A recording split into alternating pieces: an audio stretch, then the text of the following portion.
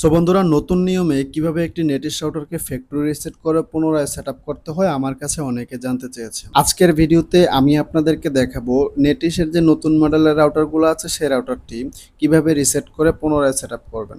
প্রথমে আপনারা নেটিশ রাউটারটিকে হাতে নিয়ে নেবেন। নেওয়ার পর আপনারা রাউটারের পেছনে একটি ডিফল্ট বাটন বা রিসেট বাটন পেয়ে যাবেন। সেই রিসেট বাটনে ট্যাপ করে 15 সেকেন্ড ধরে রাখুন, আপনার রাউটারটি রিসেট হয়ে যাবে। রাউটারটি রিসেট হওয়ার পর প্রথমে আপনাকে যে কাজটি করতে হবে সেটি হলো, প্রথমে আপনি আপনার মোবাইল ফোনটিকে নেটিশ রাউটারের সাথে কানেক্টেড করে নেবেন।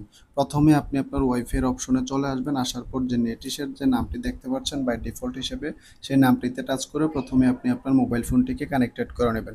দেখুন বন্ধুরা, আমি আমার মোবাইল ফোনটিকে কানেক্টেড করে নিলাম। এরপর আপনারা সরাসরি চলে আসবেন আপনার ফোনে থাকা গুগল ক্রোম ব্রাউজারে। গুগল ক্রোম ব্রাউজারে আসার পর প্রথমে আপনার সার্চ অপশনে নেটিশের যে রাউটারটি আছে সেই রাউটারের আইপি অ্যাড্রেসটি লিখে নেবেন 192.168.1.1। প্রথমে আপনারা নেটিশ রাউটারের আইপি অ্যাড্রেসটি লিখে সার্চ করবেন। সার্চ করার পর আপনাদের সামনে এরকম একটি ইন্টারফেস চলে আসবে। এরপর আপনারা নিচে স্টার্ট এই অপশনটিতে টাচ করে দিবেন। টাচ করার পর আপনাদের সামনে এরকম একটি ইন্টারফেস চলে আসবে। এখান থেকে আপনারা ইন্টারনেট কানেকশন টাইপটিকে প্রথমে আপনারা সিলেক্ট করে নেবেন। আপনার আইএসপি আপনাকে কোন কানেকশন টাইপের ইন্টারনেট দিচ্ছে এবং আইএসপি ইউজার নেম এবং পাসওয়ার্ডটিকে অবশ্যই আপনাকে জানতে হবে আপনাকে রাউটারটি সেট আপ করার পূর্বে।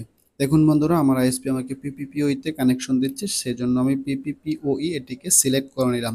সিলেক্ট করার পর আপনাদের সামনে এখানে দুটি অপশন চলে আসবে, আইএসপি ইউজার নেম এবং নিচে দেখতে পাবেন আইএসপি পাসওয়ার্ড। এখানে আপনার আইএসপি থেকে দেওয়া ইউজার নেম এবং পাসওয়ার্ডটিকে আপনাকে সঠিকভাবে বসিয়ে দিতে হবে। দেখুন বন্ধুরা, আমার আইএসপি থেকে দেওয়া ইউজার নেম এবং পাসওয়ার্ডটিকে আমি সঠিকভাবে বসিয়ে দিলাম।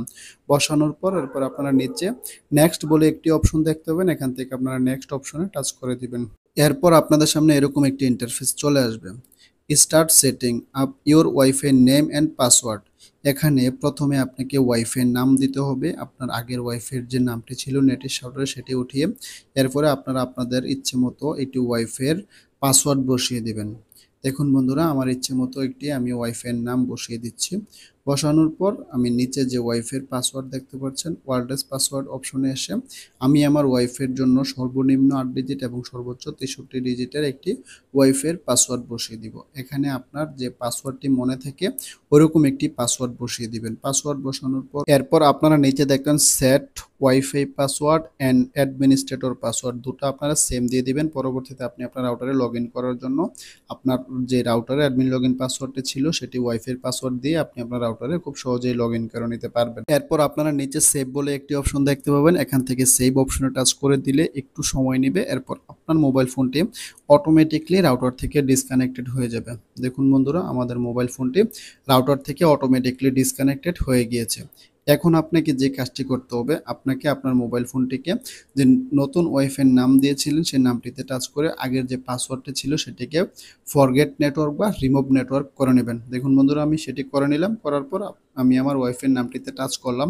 টাচ করে যে নতুন করে পাসওয়ার্ডটি দিয়েছিলাম সেই পাসওয়ার্ডটি দিয়ে আমি আমার মোবাইল ফোনটিকে কানেক্টেড করে নেব। দেখুন বন্ধুরা, আমাদের মোবাইল ফোনটি কানেক্টেড হয়ে গিয়েছে এবং আমাদের ইন্টারনেটও চলে এসেছে। এখন আমি আপনাদেরকে ইউটিউব চালিয়ে দেখিয়ে দিব আমি যে রাউটারটিকে রিসেট করে সেট আপ করছি সেটি দিয়ে ইন্টারনেট কাজ করছে কিনা বা সঠিকভাবে আমি রাউটারটিকে সেট আপ করতে পারছি কিনা। সো বন্ধুরা, রাউটারটিকে সম্পূর্ণ সেট আপ করার পর আপনারা আবারও গুগল ক্রোম ব্রাউজারে চলে আসবেন। আসার পর এখান থেকে কমপ্লিট অপশনে টাচ করে দিলে এরপর আপনারা আপনাদের রাউটারে লগ ইন করার জন্য এরকম একটি ইন্টারফেস চলে আসবে।